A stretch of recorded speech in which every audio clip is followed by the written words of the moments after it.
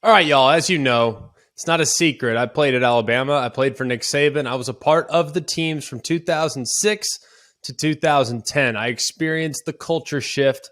I experienced the change. I saw what it was like before he arrived, and I saw what it was like after I had departed the program, having already won a national championship. I've seen it at its best. I've seen it at its worst of the Nick Saban era. I've seen it all.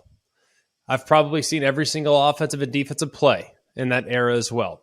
Few things that we need to discuss today. This is the first time that I have ever actually been concerned about the future of the program. The first time. I have seen them lose when people have said the dynasty is over. I have seen people back in 2014 say that this team will never regain their prowess and their strength. I've seen coach after coach after coach depart for what they might consider to be greener pastures. I've seen everything that this program has endured in the last several years, and I have never been concerned about whether or not they'd be better tomorrow than they were today. I always thought, regardless of where the program was at, that as long as Nick Saban's there, they're going to be just fine. I've also never gone as far as to say that Nick Saban should leave or this coach should be fired and this guy's terrible and he needs to be benched. I've never gone about it in that fashion. I don't believe in it. I'm not a hot take artist. I'm not one that's going to go into the whole, well, if this doesn't work, everyone should be fired. I'm not a, well, everything's always greener on the other side type of guy. It's just not the way I look at it. I try to be pragmatic. I try to be understanding, and I try to be thoughtful. Well, right now, Alabama feels like it's at a little bit of a crossroads. Okay, Nick Saban is a guy that has always preached discipline, effort, toughness, pride. If you don't believe me, those being the four words, those are actually the pillars of the fourth quarter program, which is the foundation of what Alabama football has always been about. Now, here's the problem right now. There are a lot of guys on that roster and a lot of coaches, frankly, on that staff that didn't really have anything to do with the foundation of the program being created.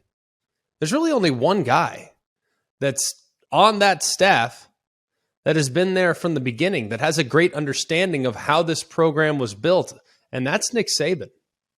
Now, I'm not discrediting Pete Golding, the defensive coordinator, or Bill O'Brien. I'm not calling for their jobs. I'm not saying they need to be reassigned or they need to be released.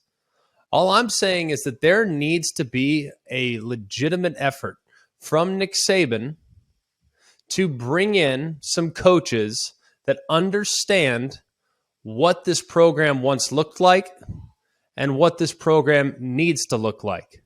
And you can't sit here and tell me, well, they've had to adapt and evolve with the times. That's great. Evolution's an absolute necessity if you're going to be relevant years and years and years into your tenure. I'm not trying to say that you shouldn't change. I'm not saying that you need to start out with the fullback, 2 tight ends, and run the ball 70 times a game, throw it 12, and call it a day. No, that's not what it needs to be. But there's no reason for Alabama to abandon who they were as much as they have. Now, I understand you played at the program strengths. And the strengths of the program in recent years have been at quarterback and at wide receiver. Those have been the strongest attributes. And if you look at what Bill O'Brien is, for instance, or what Steve Sarkisian was before that, or what Mike Locksley was before that, or what Lane Kiffin was before that, or Brian Dable, who was in there as well in the 2017 season. If you look at every single one of those coaches, it's always been about matchups and creating matchups. That's what it's been about. Started with Lane Kiffin. They found matchups for Amari Cooper. And then they found matchups for Derrick Henry. Those matchups being run boxes. All right. And then in 2016, they found matchups for all the different receivers. I mean, Calvin Ridley, and then, of course, Jalen Hurts' legs and things like that. 2017, you look at what those receivers were that year. All right, Jerry Jeudy and all those incredible receivers. Jerry Jeudy, Devontae Smith, who was a baby. Henry Ruggs, who was a baby.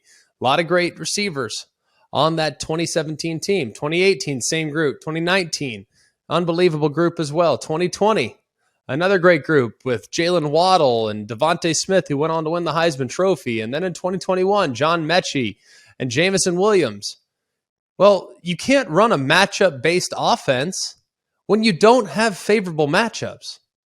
And if you look at really the wide receivers in particular, that's a remarkably disappointing group. Your best offensive weapon is your running back, who was also a transfer. So I think you really need to assess, all right, it's great to be a matchup offense, but ultimately, if you can't win the matchups, what exactly is your offense going to be like? It's going to be stagnant, it's going to be predictable, and it's going to be relied upon great quarterback and Bryce Young extending plays and making off-schedule plays. That's the first issue. Issue number 2, if you look at kind of what they've become defensively, if you look at how they've now become a little bit more porous defensively, I'll start with this. They're not as good up the middle of the defense as they once were. They don't have an eraser at the second level, a la Rolando McClain, a CJ Mosley, a great game-changing middle linebacker. They don't have that right now. No disrespect to Henry To'oTo'o. They just don't have that. They have great edge defenders, but edge defenders can be neutralized if you just run the other direction, or if you add extra pieces to block Will Anderson, a la a chip or a tight end or something like that. You can take the pressure off your tackle if you just beat it up a little bit. But that's doable. But personnel-wise, they're not as good as they once were. You know what they also do? They do too much. I mean, if you look at their defensive plan, it's like, goodness gracious, this is so dang complicated. How about you simplify it a little bit? How about you water it down a little bit? And that's not just Pete Golding's fault. That's also Nick Saban's fault. They're doing too much. And I think at times on defense, there's paralysis by analysis. All right? But ultimately, I think here's the biggest problem, is that when I was in school, and this is not a, hey, old guy yelling at cloud moment. I know you might interpret it that way. I won't be offended if you do. I'm old. I get it. All right? I'm also a little nostalgic. I get that too. All right? But when we went to Alabama, we chose Alabama because we wanted to be held accountable. We chose Alabama because we believed in toughness, effort, pride, physical. That was what we signed up for. Our off-season program was hell on earth. Our summer program was hell on earth. Each and every practice was hell on earth. The only thing that was fun was the result of the game. Everything about playing in the program was incredibly difficult, but we ultimately knew that misery that we experienced Monday through Friday, if it gave us a good result on Saturday, it was all worth it. I think they've abandoned that in some ways. In an effort to create a more player-friendly environment, they've abandoned that a little bit. And then I would also say, too, if you're going to be active in the portal, and Alabama has been very active in the portal, sometimes it's been great. Other times it's not worked out so well. But if you're going to go after specific players and go after great players, it's one thing to go get a guy from Vanderbilt, another thing to go get a guy from Georgia Tech. But when you're taking on guys from LSU and Georgia, why is it that you think LSU and Georgia allowed those guys to leave? Well, you could say, well, LSU has experienced transition. Fine. They made it a priority to make sure that Kayshon Boutte stayed. Why do you think that was? If they're willingly allowing guys to walk out the door, do you really think that it's in your best interest to bring them onto your roster? Probably not. Now, not to be all doom and gloom, this is not going to be Alabama's year. Not all seasons are defined by success or failure as to winning the championship or not. I don't think that's fair for anyone. I do not think the Alabama run is over. I don't. But I do feel like the program is on more shaky footing than it's been in quite some time. How do you fix it? 1, you go out and get the coaches that helped build it in the first place.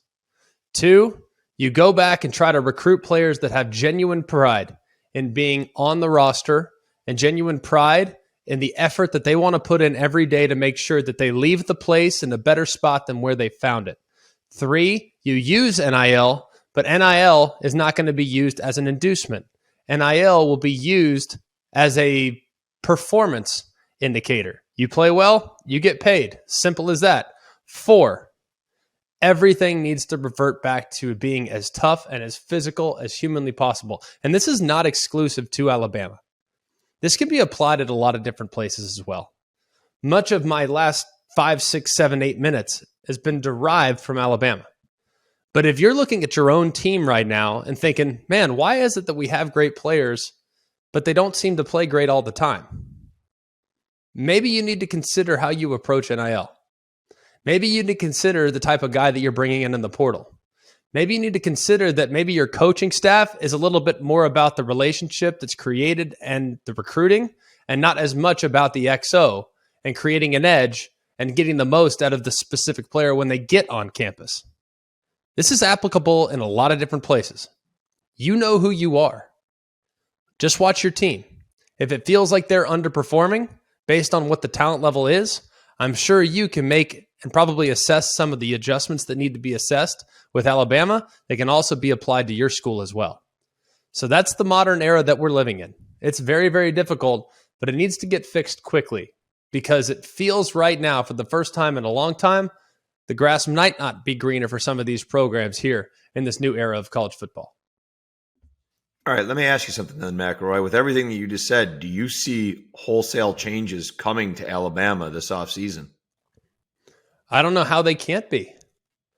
I mean, at some point, if you look at how the players are performing and the lack of accountability and the lack of improvement in some spots and just some of the issues that continue to crop up and the lack of discipline, how could it not be? I'm not suggesting that you fire everybody and you clean house. Nick Saban's had to do that several different times.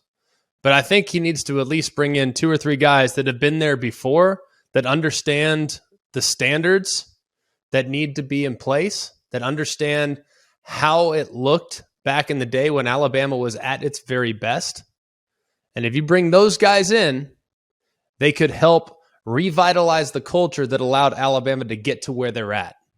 Because unfortunately, those that grew up in it and those that have watched Alabama in the last 15 years, the product that we see on the field right now is in a lot of ways unrecognizable. That's, I think, something that needs to get addressed and get addressed quickly. So I would imagine that some of the old heads, some of the guys that might have gotten away, they would be a high priority for me if I were Nick Saban to bring them back into the fold and to help recreate the program that was created 10 or 12 years ago, 5 or 6 championships ago as well.